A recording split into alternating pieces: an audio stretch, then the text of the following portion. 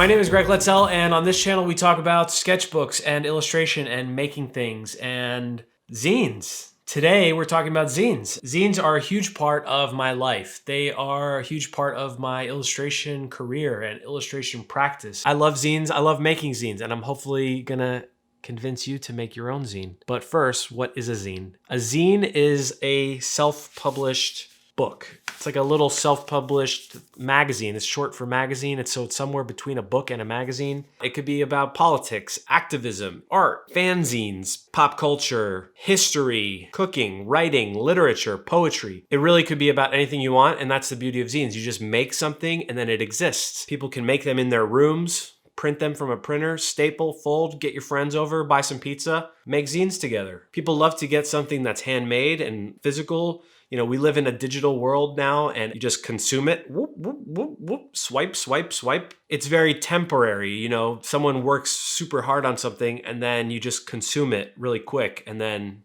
it's gone. But with a zine, it's something that's, you know, physical. You can have like a little zine collection, put it on your coffee table, on your toilet shelf thing. It's a thing that you have forever and it's pretty cool. And if you don't have it forever, that's okay because it's just like a little silly handmade book that someone spent their life working on.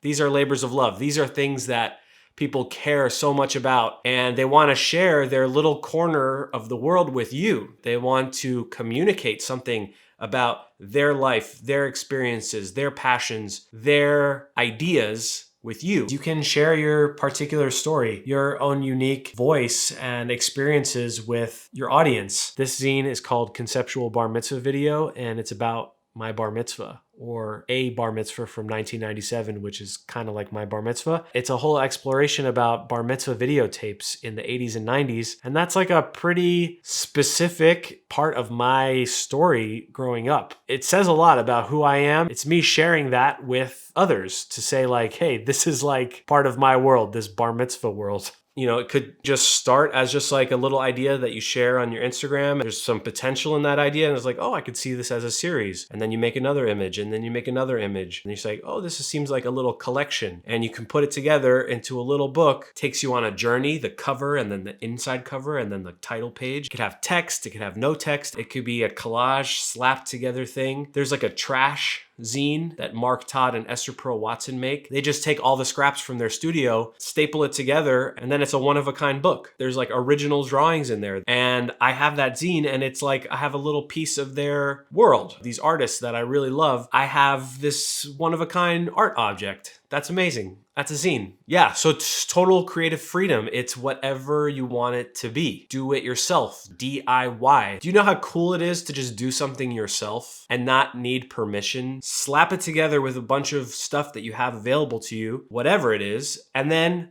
share it with people. That's the whole principle behind the zine. Print it at the local Kinko's, FedEx, what is it now? Copy shop, photocopy. It's like make it rain, but with paper.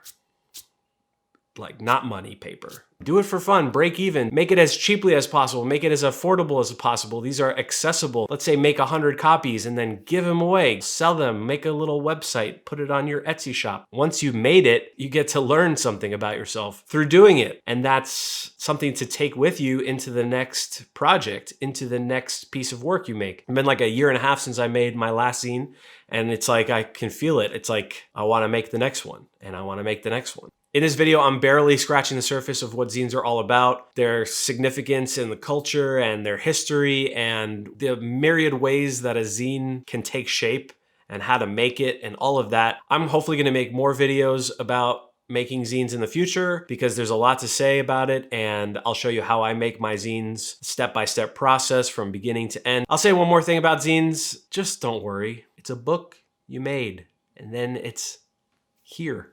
See? Do this instead. Make a zine. Do this instead of something else. Why not?